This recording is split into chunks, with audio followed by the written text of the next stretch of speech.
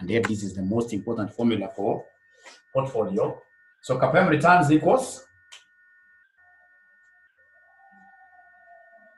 Will you repeat the question? Yes, I'll repeat that same question, yes.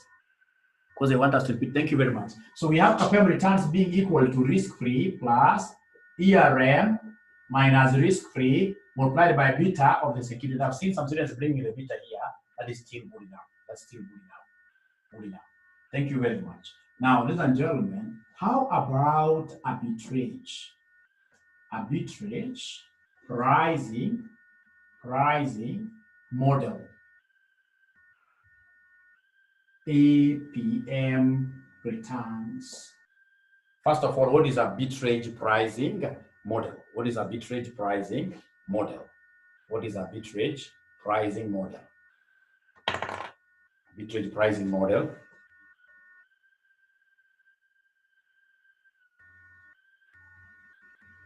Morning or evening? Perhaps when I was greeting them, I said good morning. I'm not so sure.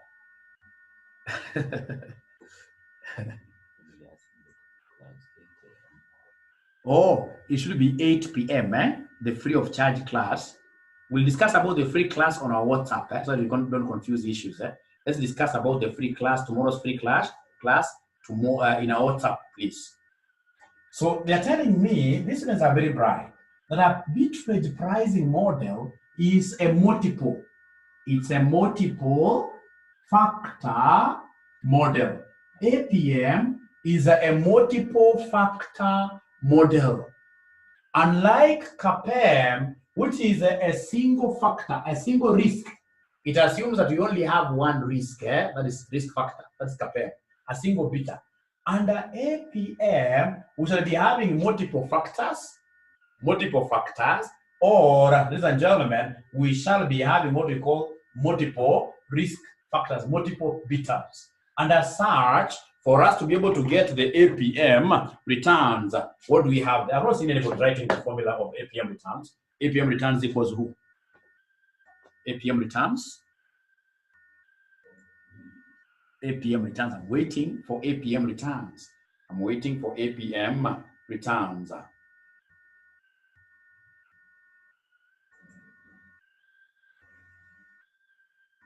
Okay, let me just remind you. To get the APM returns, ladies and gentlemen, we will always start to any return. We must always start with what we call risk-free. We must always start with risk-free. So once I have my risk-free, I will come inside here. Now talk of expected returns, given factor 1, first factor, minus risk-free, and then of course we have beta of factor 1. Beta of factor 1. I told you that APM is multiple factor, multiple risk factor model. Plus, we have in this case here ER2 minus RF multiplied by beta 2. And then at the end of the day, I'll come and say what their end of thinking capacity, etc. like that. APM. Thank you very much.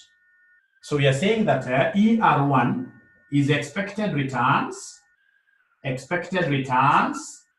given factor 1.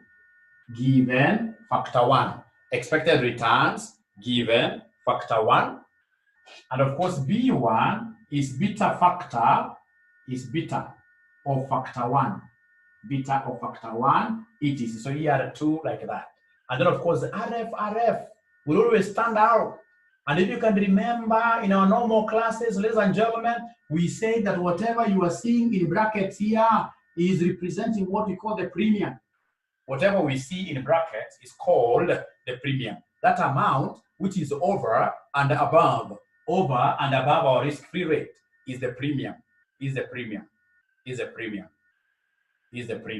Now, ladies and gentlemen, I would want us to look at just some small example.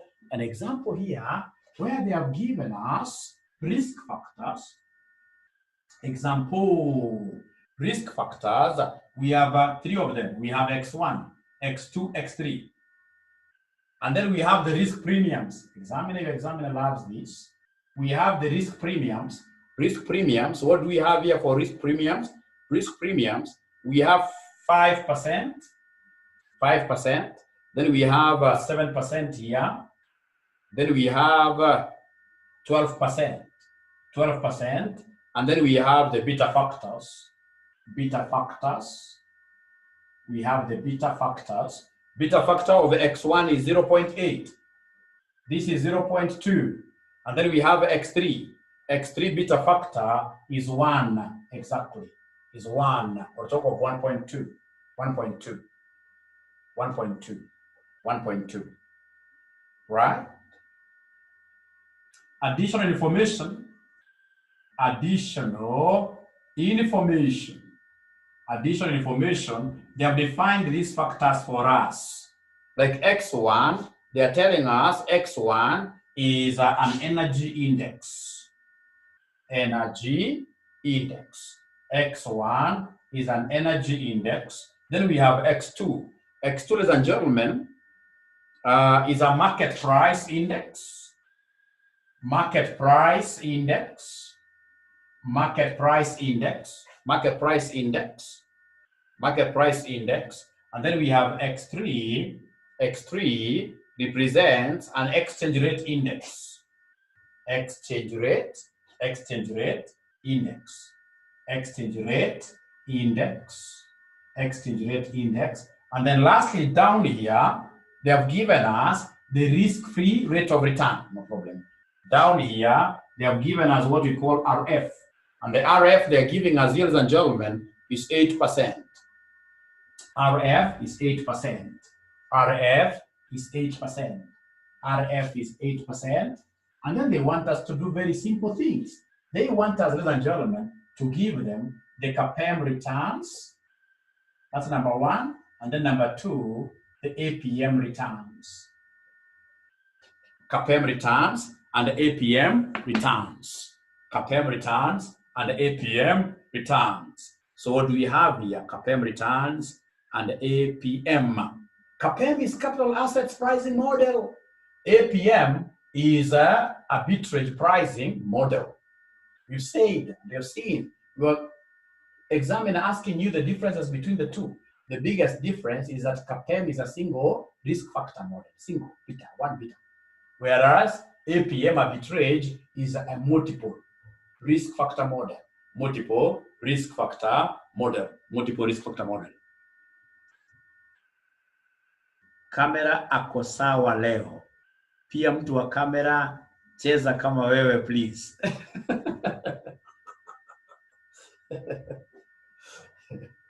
Very good. Thank you. So before we talk about the cameraman, I'll also ask him to come here in front of his camera. So before we talk about him, could you kindly do this question for me? The CAPM returns, you guys are experts. You guys are experts. You guys are experts.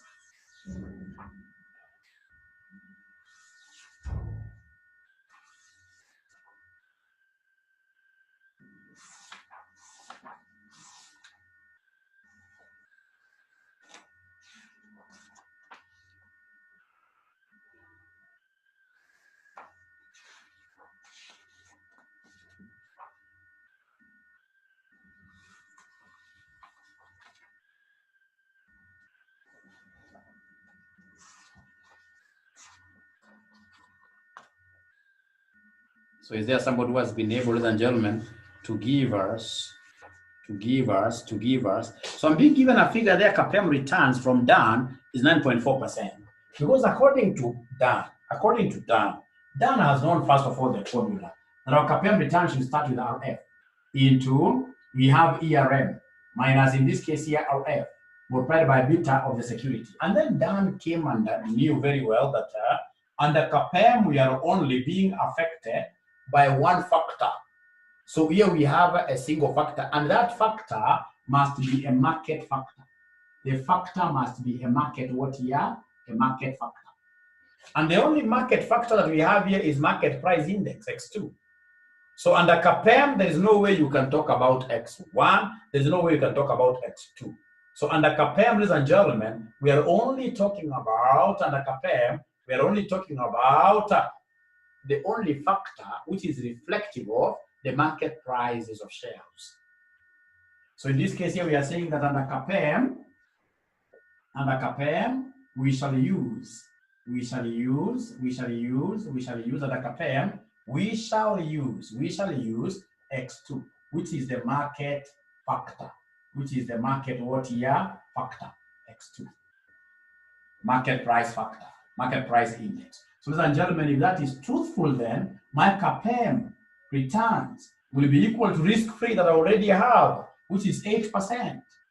Plus, we have whatever they have given us here, we're not going to subtract at all. Whatever they have given us here is already subtracted. They have given us what we call the risk premium. So in this case here, I will come and pick the risk premium the way it is, multiplied by, remember I'm working with X2 for CAPM. I'm working with X2 for CAPM, multiplied by 0.2 what here, somebody? 0.2 like that, and then you give us an answer. You give us an answer. What are we able to get, somebody there? So from 2, 1, whatever, I'm being given 9.4. Thank you very much. 9.4 is correct because this is 1.4 like that. Now from there, ladies and gentlemen, please go ahead and give me the APM returns. Go ahead and give me the APM returns. Today is your lesson. Today is your lesson. Give me the APM returns.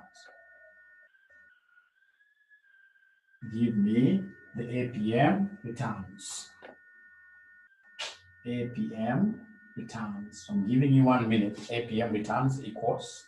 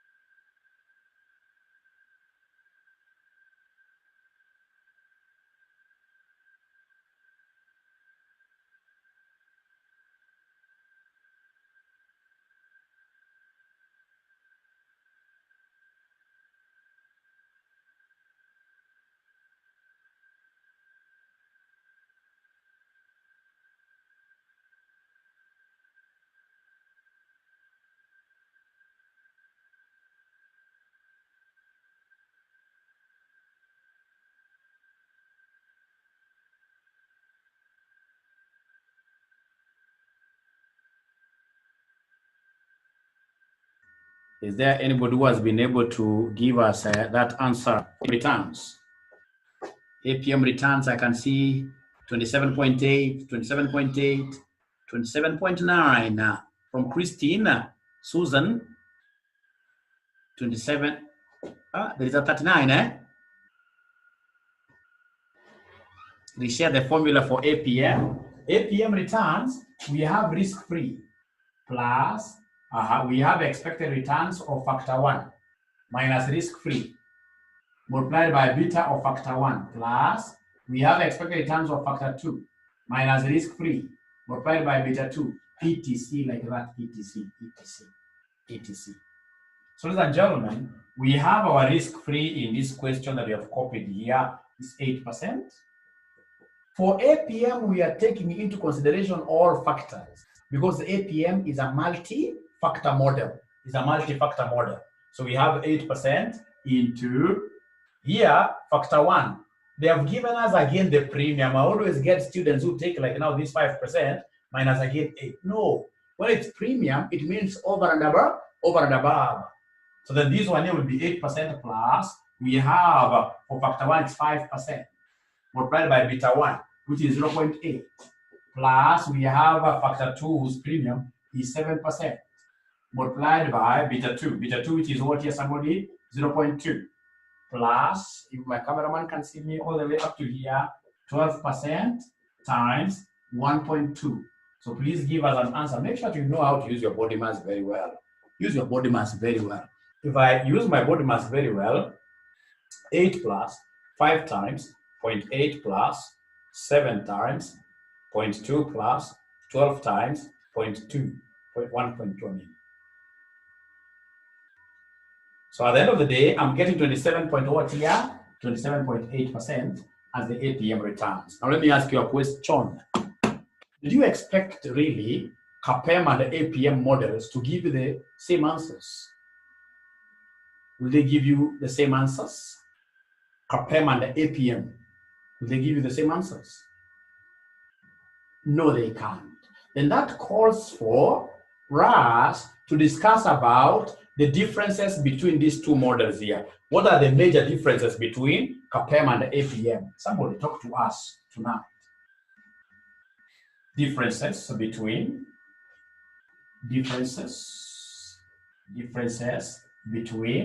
CAPM and Apm. I want to hear 4 differences from you. 4 differences between CAPM and APM. Yeah, like I can see some student who has really given us a good. So from Maxi, CAPM is a single factor model while APM is multi-factor. True. So in this case here, number 1, CAPM is single factor. APM, I'm being told in this case is a multiple factor model. You see, multiple factor. That's point number 1. Point number 2.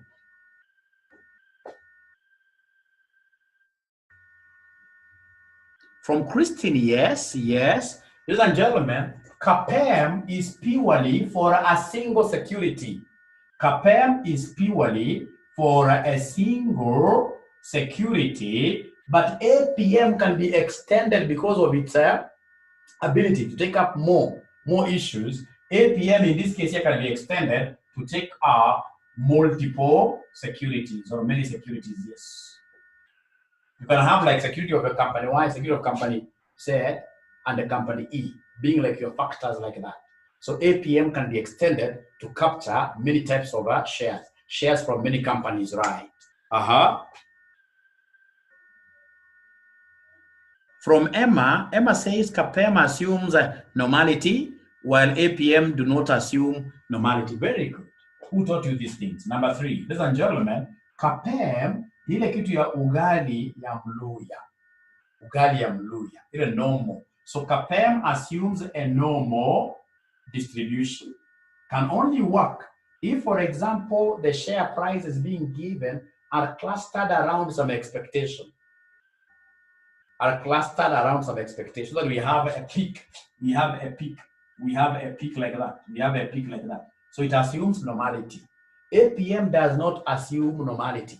It can work in this case here for a highly peaked distribution, skewed distribution. So APM is quite flexible. It doesn't assume normality. It doesn't assume normality. It doesn't assume normal distributions. Any answer? I'm only getting these answers from one student We have CAPM uses the utility curve to determine the utility of investors. I've understood what that must be a student who is really reading. What this student is telling us, ladies and gentlemen, is that CAPM must use the market what year returns. So CAPM needs, ladies and gentlemen, CAPM needs us to identify the market portfolio.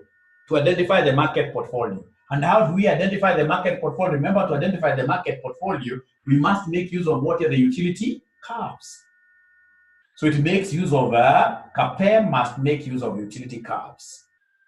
Util curves, which measures satisfaction. CAPM must make use of utility curves, whereas APM may not, or rather may not need the market. It can work without the market portfolio. And therefore, APM does not need what here, the concept of utility curves, because under APM, we don't need the market portfolio. We don't need the market portfolio. We don't need the market portfolio.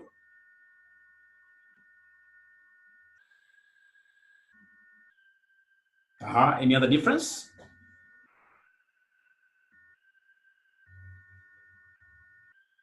No, Virginia, no. Both models here, because they make use of betas, they assume that investors are what here risk averse. Actually, the main concept of these particular models and the portfolio CAPM is about risk diversification, is about risk minimization. There is one only point you guys are forgetting. There is need for a well-diversified portfolio. That point is similar to the one this student of utility spoke about. Because on the CAPM, there's no way you can get CAPM premiums without the market portfolio. The market portfolio has to be there. The market portfolio has to be there. The market portfolio has to be there. Only one thing that you guys are forgetting is number five, because these guys can't give you more than 8 marks for this. Number 5, ladies and gentlemen, is that the CAPM returns are for a single period per annum. CAPM returns are for a single period, whereas APM returns here can go for a span of more than a year. So the normal talk of APM being a multi-period model. APM being a multi-period model, while CAPM is a single period model. Thank you very much. Now, ladies and gentlemen, something that I would want to see whether you guys really know, which is quite common in your exams. What are the key assumptions of CAPM? The key assumptions of CAPM. There are very many, there are over 20. But I want you to give me the key, like 4 of them. Key assumptions of CAPM. Key assumptions of CAPM, I'm waiting to read. Key assumptions of CAPM.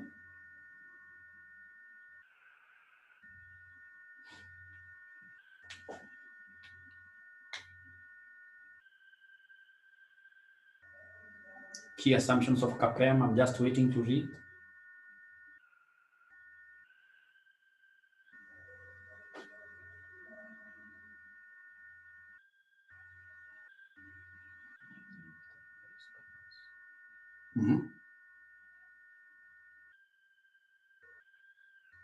Investors are risk averse. Number 1, investors are risk averse. Investors are risk averse. How do you get to know this? Remember, we said we've got 2 types of risks.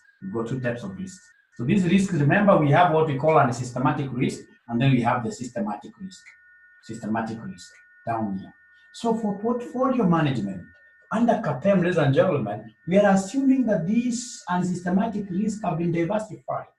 They have been sold outside there, ladies and gentlemen. We are assuming, ladies and gentlemen, that we are under what here? The systematic risk alone. Under the systematic risk alone. So investors are purely those investors who fear risks 100%. I like that. That'll give you a mark. Number 2, what do we have there? You could read for me. But before the ones of inflation, I want the key ones. Before perfect markets, I want the key assumptions. Those are correct, but they're key assumptions I'm looking at. No transaction cost, very good, but there are key assumptions which I'm looking at. Those are secondary.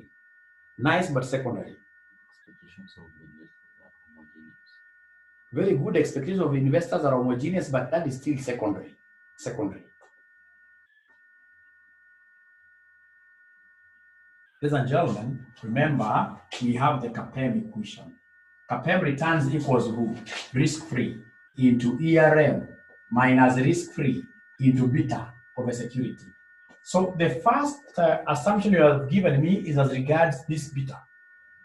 Because of the risk factor, risk factors, risk has to be minimized, and therefore you are assuming that these people are what your risk averse. There is another one here, number 2, that the risk-free rate of return. Risk-free rate of return, risk-free rate of return is known, risk-free rate of return is known, and assumed to remain constant. And assumed to remain constant. It has never been constant. This risk-free rate of return you always get depending on how much the government wants. If the government wants quite a lot from the market, they'll offer high risk-free rate of return. It is never constant, but we know that in theory, for us to be able to have our model working, we must assume that this risk-free rate of return is known. You'll get some books saying that investors can borrow, all investors can borrow at the risk-free rate of return. All investors can borrow at the risk-free rate of return. That is it. Number 3, from this equation, we will normally get the key assumptions. Number 3, we are saying that a well-diversified market portfolio exists. A well-diversified market portfolio exists. A well-diversified market portfolio exists. Which is also a lie, which can only exist in theory. We know, ladies and gentlemen, that in practice, it's not possible to have a basket of shares whose prices will always be up there. Blue chip companies can never exist. Look at a company like Kenya Airways. Just the other day, Kenya Airways was a pride of Africa. Right now, in terms of the losses they are making, like right now during this corona, these guys have got no strategy at all. Every other thing that they have is grounded. They're going to make losses up to 100 billion. So it's no longer a pride of Africa. Look at companies like, for example, Uchumi. When Uchumi used to be Uchumi, it used to be quite big. But right now, nowhere. Right now, nowhere. So things change. But you're saying that for us to be able to have a working model, then we must assume that we have got, ladies and gentlemen, an existing market portfolio. An existing market portfolio. An existing market portfolio. Any other key assumptions, ladies and gentlemen, that you guys can talk about?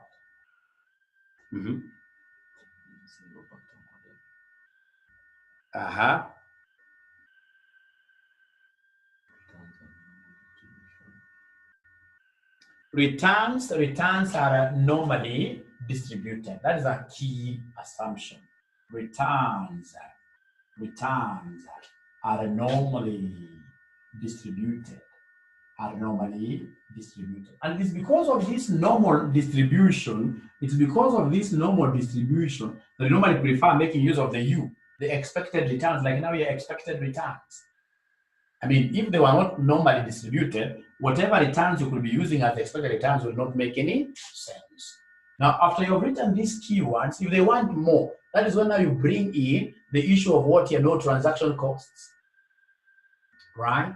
Markets being what your perfect. Remember in AFM, especially if they ask about a model, an assumption, or rather assumptions of a model that you're not so much acquitted of, what you need to do is simply to give them those array of assumptions. Markets are perfect, no transaction cost, no taxes, etc. Now, if you allow me, ladies and gentlemen, I'll go to what we call portfolio performance measures.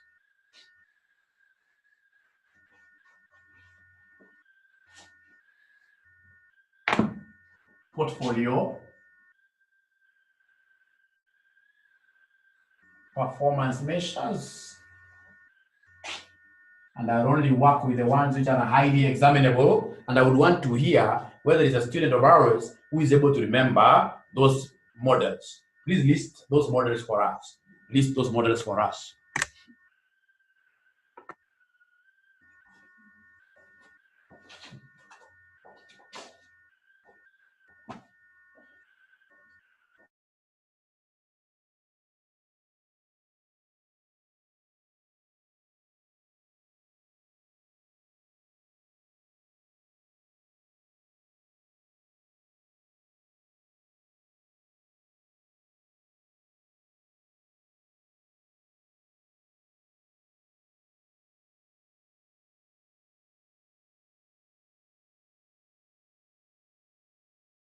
I see somebody called Nelly saying Sharps.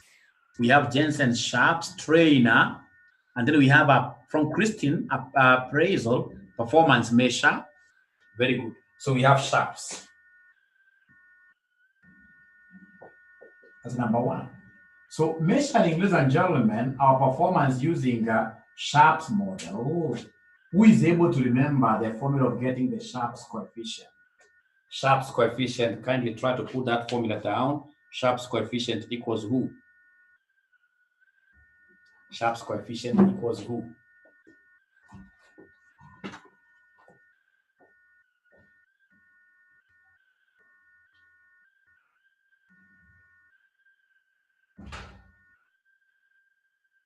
I'm waiting to hear you guys talking about the Sharps coefficient formula.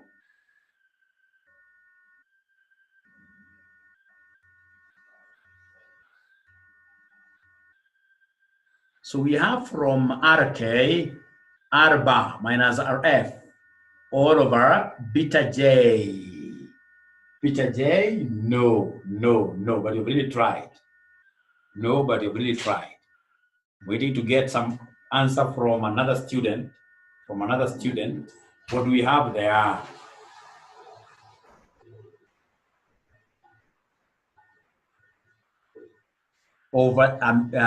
This gentleman has been able to correct all over standard deviation. Thank you very much, Josephine. What they are telling us, ladies and gentlemen, for us to be able to get Sharp's coefficient of any security, call it S, call it J. What you need to do is to get its premium, RJ minus RF.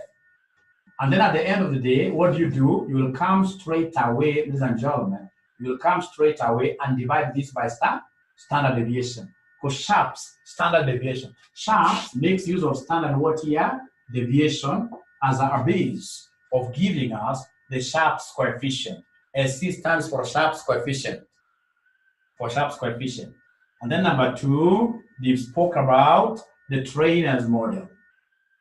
The trainer's model, where we have the TC, trainer's coefficient. Again, we shall talk about RJ, it could be RS. RJ minus risk-free. All over, this time around trainers makes use of what here?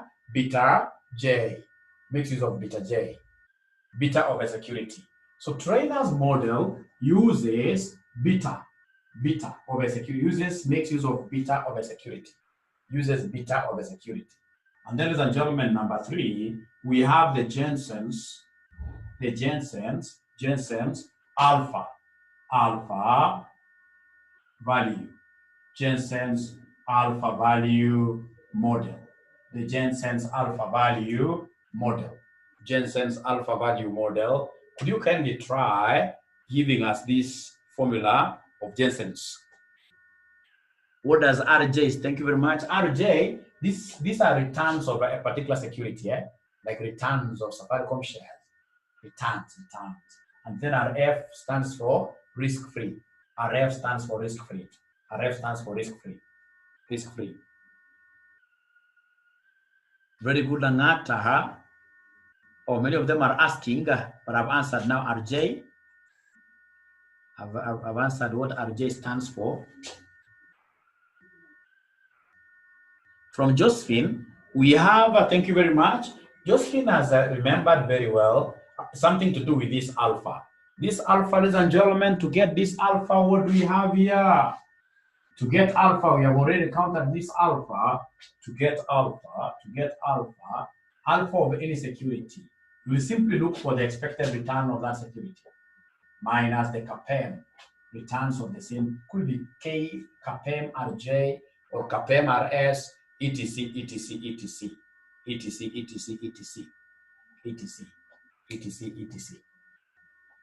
Very good. Now from there we have what we call the appraisal ratio.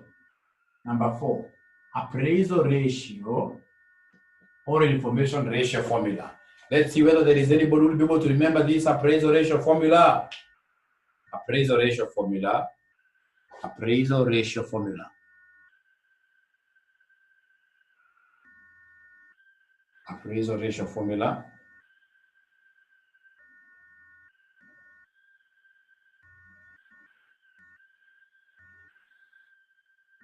Appraisal ratio formula. It's the easiest. Appraisal ratio formula equals what?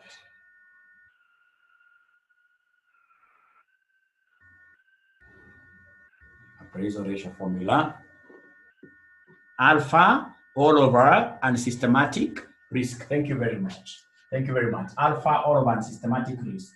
Or better still, we can talk about RJ minus R from the benchmark.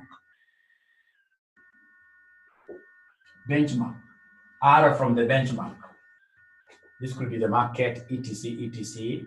So in terms of the benchmark security, all over what this gentleman is calling the non-systematic risk factor. All over the non-systematic risk factor. All over the non-systematic risk factor. So what we could do, we could go straight away to this question that we had done in the normal class. But now we do only for one security. We do for one security very fast, just for purpose of reminding ourselves what we did. If you go to your portfolio,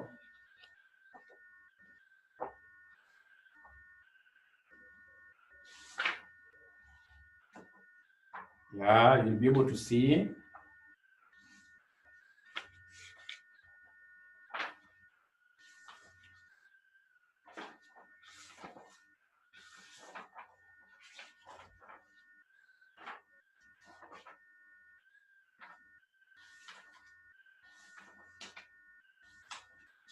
There are not very many questions over this area, but it's an area you can't ignore. If you have your past paper, November 2015, question number 2. November 2015, question number 2. November 2015, question number 2. November 2015, all over. November 2015, I mean, part B. D for dog. November 2015, question number 2, dog. Question number 2, dog. Are we there? Board not clear. So you're looking at November 2015. Question number 2. November 2015, question number 2. November 2015, question number 2. So question number 2, dog. The following information relates to the portfolio's P and N. Assume that the risk-free rate is 6% and the average market return is 15%. They want us, number 1, to give them the Sharpe's performance measure for P. I only want to do for 1. So Sharpe's performance measure for P. Could you kindly help me get that?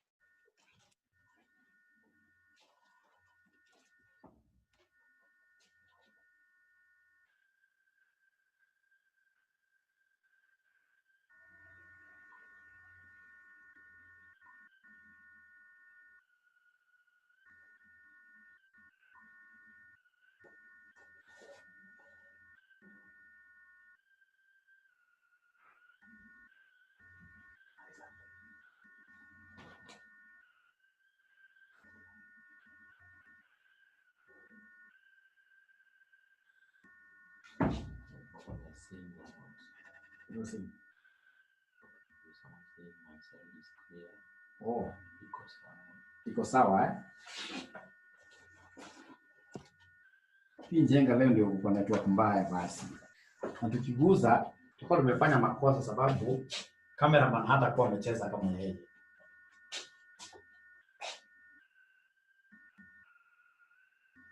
So for D, what do we have there for D? For P, I mean. So Sharps makes use of what here? Sharps makes use of standard deviation. So Sharps uses standard deviation. Uses standard deviation.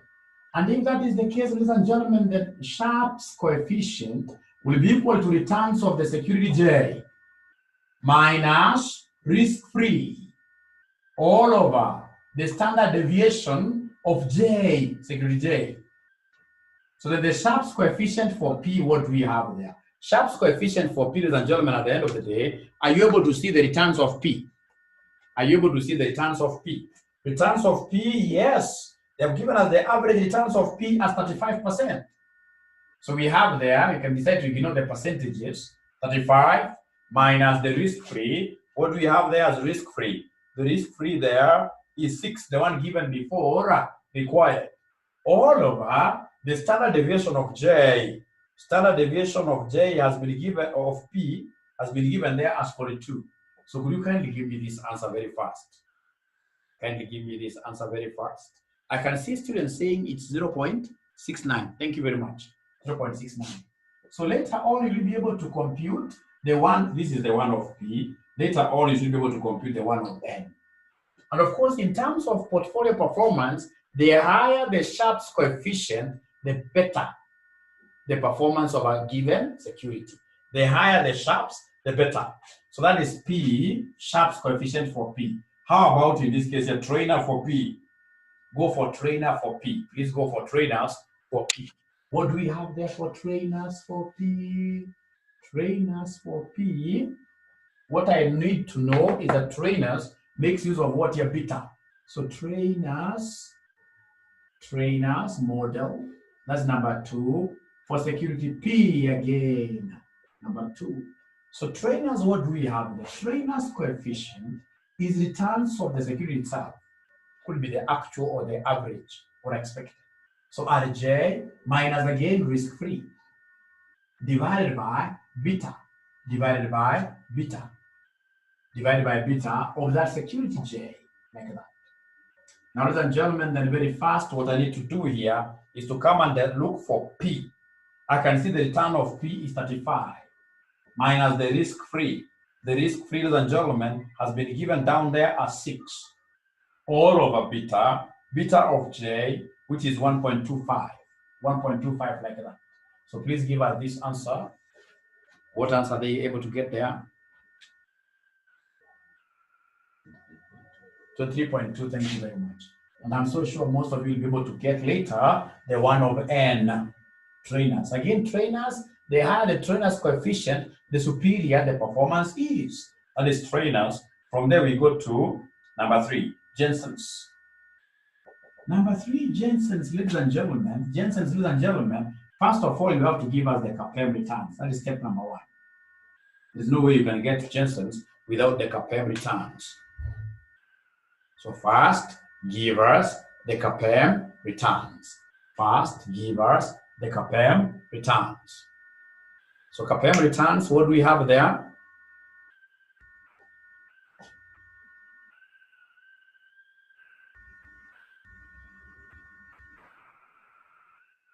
CAPM returns, I know the formula. We have risk-free plus we have the expected returns of the market factor. Remember here, it's about market factor minus risk-free. And then outside here, we have beta of the security. So CAPM returns risk-free for P. I'm working only for P continuously. The risk-free is 6. The returns of the market, these people must have given us the returns of the market somewhere before required. When they give us the risk-free is 6. You'll be able to see the average market return is 15. So we have here plus 15 minus 6 multiplied by the beta of the security. Beta of this security, P, is 1.25. So could you kindly give us this answer? They're getting a 17.25. Which question? It's November 2015, question number 2, dog. November 2015, question number 2, dog. So most of them are getting 17.25, I'm being given a figure of 17.25.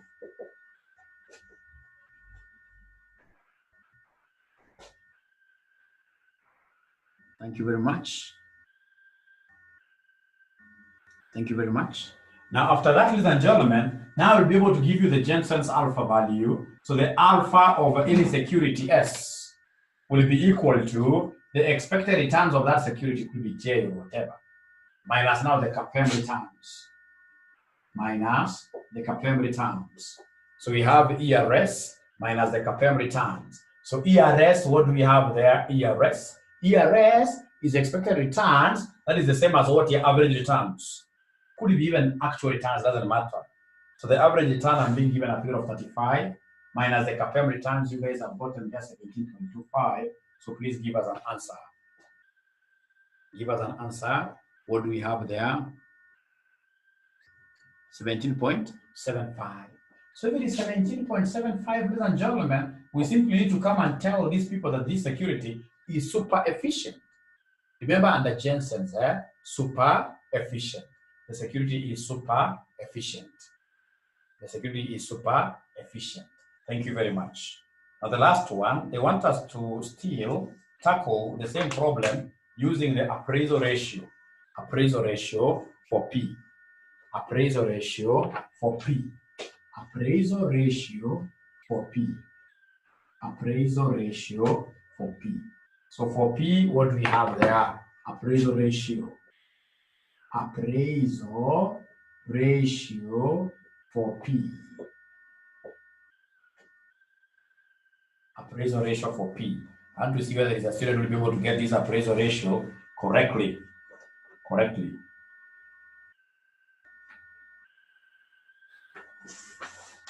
Appraisal ratio correctly.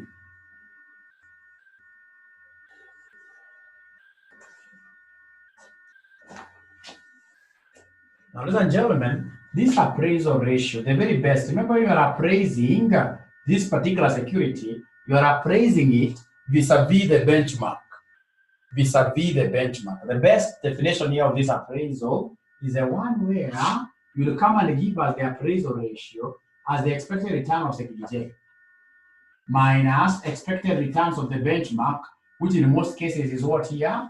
ERM. And then you will come and divide this by what here? The norm, systematic risk. You divide this by the norm, systematic what here? Risk. Of course, I know you get some custom solutions written alpha. We normally provide both. But in terms of appraisal, we normally compare our security with a benchmark. Normally compare our security with a benchmark like that. Therefore, our appraisal ratio will be equal to the expected return, ladies and gentlemen, at the end of the day, what we have there. Expected return of P. You are given me a figure of 35 minus expected returns of the market. Expected returns of the market have been given down there, 15. Returns of the market, they have been given down there, 15. All over the non-systematic risk value. The non-systematic risk value for P, it's 18. It's 18. So somebody give us an answer. Somebody give us an answer. 1.1. And remember, for all these parameters, the higher the better. The one that posts a higher parameter, the better. The one that posts a higher parameter, the better.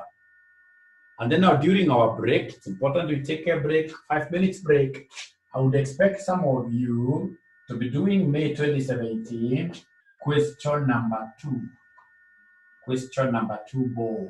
May 2017, question number 2, boy. May 2017, question number 2, boy. May 2017, question number 2, boy.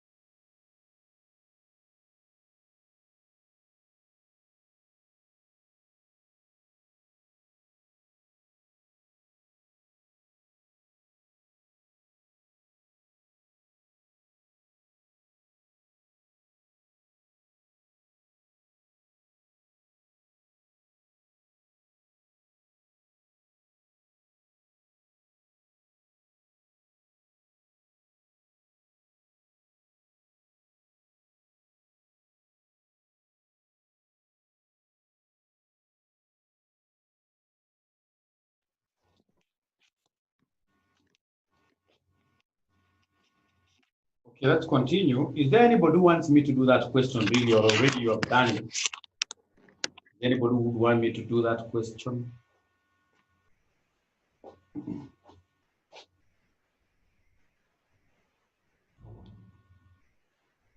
Yeah, we do it. Okay, so I'll just go through it very fast, because I'm so sure I must be boring some students. So I'll go through it very fast. It's May 2017. May 2017. Question number 2, boy. May 2017. Question number 2, boy. May 2017. Question number 2, boy. May 2017. Question number 2, boy.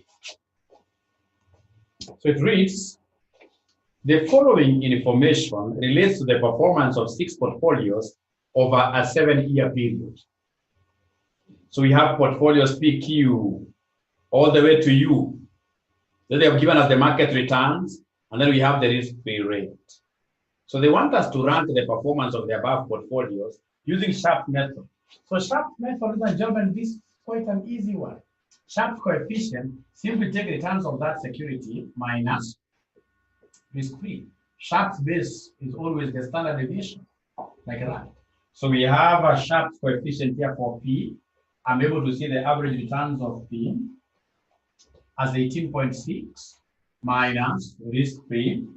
Risk-free, what am I able to see there as risk-free? Down there after U, market return risk-free, I can see 9 divided by the standard deviation. The standard deviation of P, which is 27. You know the percentages we are working these things out. So could you kindly, ladies and gentlemen, give us this value very fast?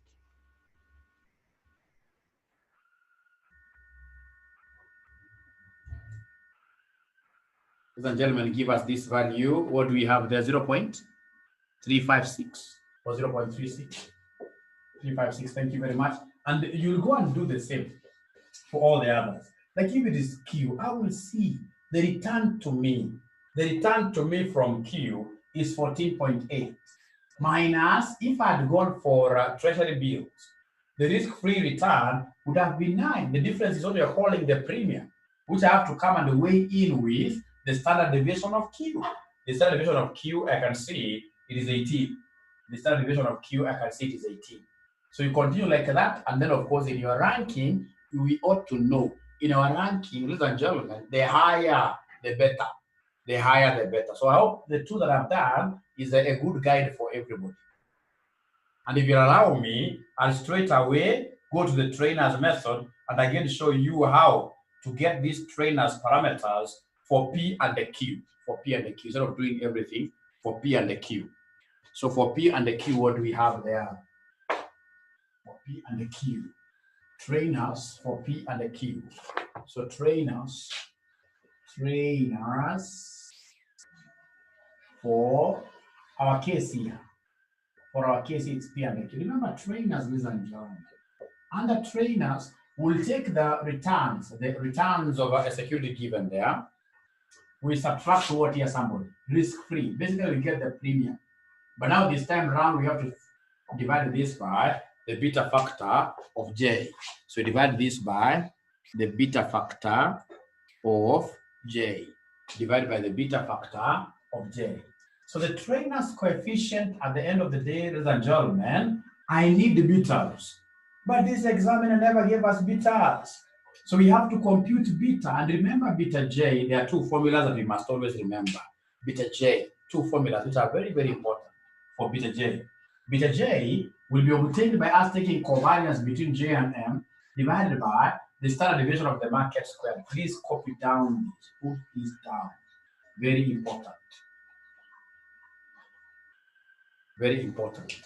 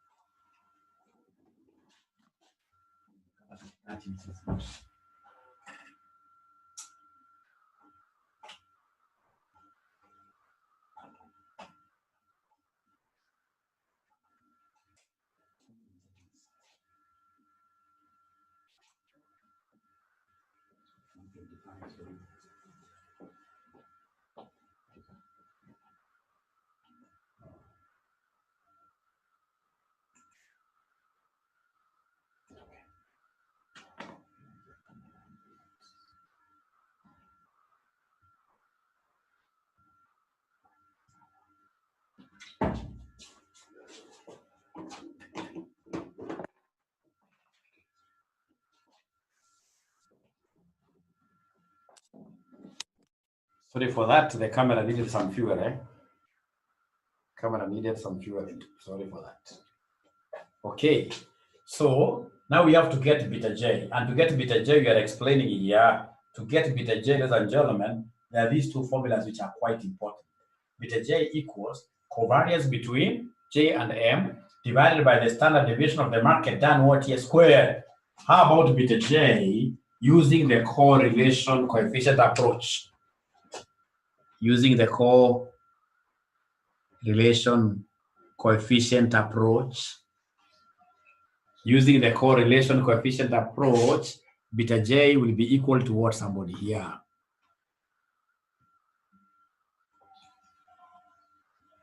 Using the correlation coefficient approach, beta J will be equal to the correlation coefficient between, again, J and M. But this time around, I must multiply with the standard deviation of J all over the standard deviation of what here? The market. So these two formulas, whenever I'm going to any advanced FM class, they have to be with me. I have to remember them. Ladies and gentlemen, if that is the case, we will come here and compute beta first of all for our two securities. So give me beta of P. So what I need to do is to take the correlation coefficient of P and the market, which this examiner has given to us. The correlation coefficient, you can see the column there for correlation coefficient. Correlation coefficient with market returns for P, it's 0.81. So I'll take 0.81 there times the standard deviation of this security P, which is 27, all over the standard deviation of the market. The standard deviation of the market, this examiner is a tricky one. You're able to see market return. And the market return, I can see average return is 12%, and then standard deviation itself is 12%. So the standard deviation of the market is 12%. So now you get your calculator and give us an answer. Beta of portfolio P. What do we have there, somebody? What answer do we have there, somebody? Please help us.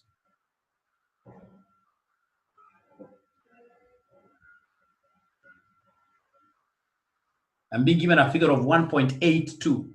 1.82. Thank you very much, Noor. Really, I can see there. So from there, come and give us now beta. Having gotten beta for P, come and now plug it in here to get us the TC of P. TC of P. What do? You will take the returns of P.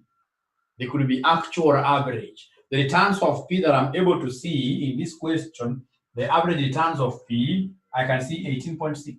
So I have here 18.6 minus the risk-free. The risk-free has been given down there, which is 9. The risk-free has been given down there, which is 9. Come and divide this by the beta over P, which is 1.82, like that. So please give us an answer there. Give us an answer there. I can see from Dan 5.27. Thank you very much. 5.27. Now, could you kindly do me a favor? Give me TC for security Q. For security Q with your friend. Give us TC for security Q.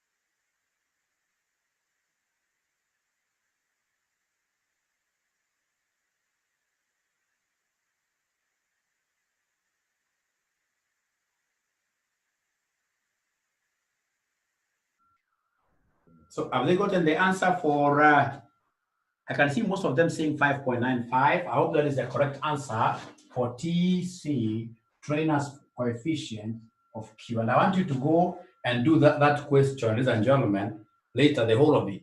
I just wanted to give you the way forward.